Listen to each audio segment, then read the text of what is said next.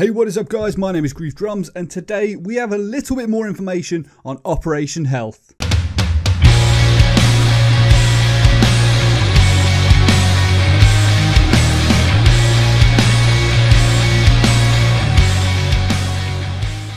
So at the Pro League Finals today, there was a panel for Operation Health. There wasn't a massive amount of new information garnered from this, but there are a few little tidbits that I wanted to cover today just to get the information out there so that you can know exactly what is coming up in the next few months. So first thing up is going to be this roadmap. Now this is something that we've already seen, a slightly different graphic however, but for those of you that don't already know, Operation Health has now replaced the Hong Kong season. Hong Kong has been shifted to the right and will be taking the place of Korea. Korea has moved to the right and will be taking the place of Poland. And Poland will no longer have its own DLC. Instead, the Polish Grom operators are going to be split, as you can see from the graphic, between Season 3 and Season 4.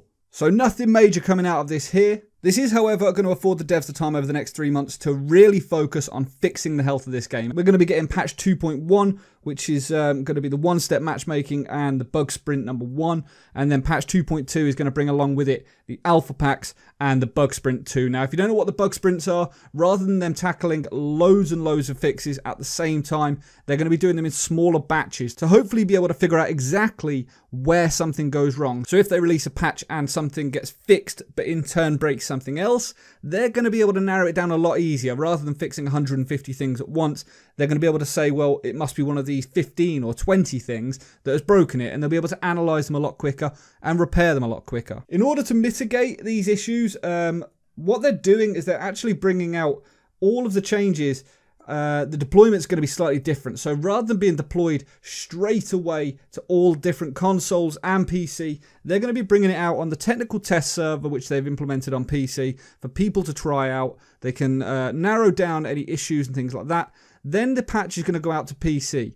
They're going to get this first. Again, they're going to be able to test stuff out in-game. And this will afford the devs the opportunity to roll back anything that isn't quite working. They can roll it back, they can change it, and then release it again when it's working. This does mean that console's going to get everything last, but a lot of this is beyond the devs' control in all honesty. Any patch that is released has to go through Sony and Microsoft and be vetted before it can be allowed to go onto consoles, so that is the major holdup for them. As you will have seen from the previous graphic, patch 2.2 is bringing with it alpha packs.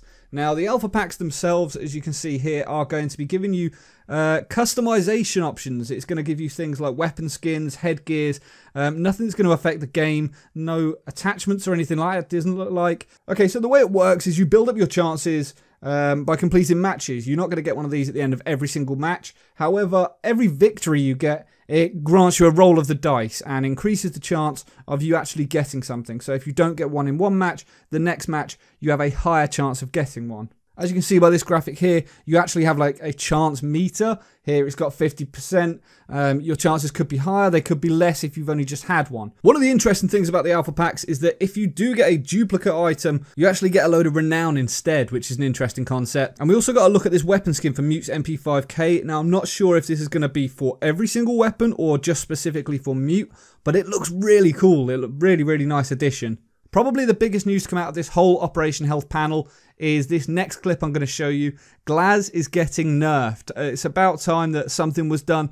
I don't really agree with the changes that have been done, but at least something is being done. They've had a look at the stats and they've said, right, we need to address this issue. He is a little bit too overpowered, unsurprisingly. But I'll just go ahead and play you the clip so you can see exactly what was said. People were thinking that because we're doing Operation Health that we're not going to be addressing balancing. We are able to do small tweaks to the game balance. The only thing is that we can't take resources like programmer, artist, FX artist. So the way that the tweaks we can do is data tweaks, so tweaking numbers. One of the first tweaks that we'll be doing, and I'm sure a lot of you are going to rejoice, but we'll be looking at our friend Glaz that is right now too strong. So the tweak that we'll be doing is in 3 parts. We'll be looking at tweaking the damage of his rifle. So right now it's only like 1 to 2 bullets to get a kill, and it's going to transition from 2 to 3. So it won't be as instantaneous. We are going to make the recoil a little bigger, so a little more important. It's going to be harder to change shots. And the third one is a kind of an indirect nerf, so we'll be moving the smokes away from Thermite and Ash and giving them to Jackal and Fuse. Wow. So as you can see, Ash and Thermite also got changed, which is going to indirectly nerf Glaz. I'm pretty surprised. I was expecting Glaz to lose his smokes as opposed to those around him losing them. But they're pretty much working off of the meta that Ash and Thermite are very often picked, and they can utilise their smokes to assist Glaz. Certainly on maps like Clubhouse, if they push the dirt tunnel, Thermite can open that up and then go with Glaz through there to help him clear it out, and then throw smokes to allow him to peek that, you know, through into the armory. Instead, what they've done by giving them to Fuse and Jackal, knowing full well that Fuse will probably be better off going into the kitchen, it sort of put you between a rock and a hard place, because if you take Fuse, you want to go in the kitchen and fuse that entire floor so you can clear out some of the armory, but at the same time you're needed to help Glaz out. So that doesn't really make much sense, and it also doesn't make much sense for Jackal to have smokes either, because he is now paired very closely to Glaz in order to assist him, when his actual role within the game is to go off and find roamers and to push out and try and find those roamers. So again, I'm really sort of puzzled by these design choices.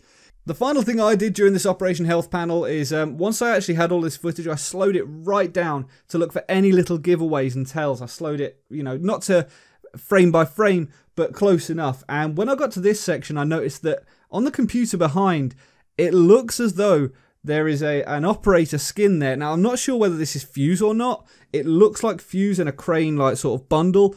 It may be a new operator, but I cannot really tell here. Maybe someone else can get a closer look. As I carried on a little bit further, we got to this screen. Now, this is obviously the attack and defend operator selection screen. And if you look at the bottom here, you can see the two new operators that are the Hong Kong operators. You can see their logos and their emblems. Now, the one at the bottom right, the shape sort of tallies up with the idea of it being a caltrop. And the one here, it kind of looks like grenades, like Dazzler grenades, because that was something that was leaked a little while back. Someone did some data mining and found out that they were Dazzler grenades. Now, quite how they work, again, we really don't know. But this certainly seems in keeping with that.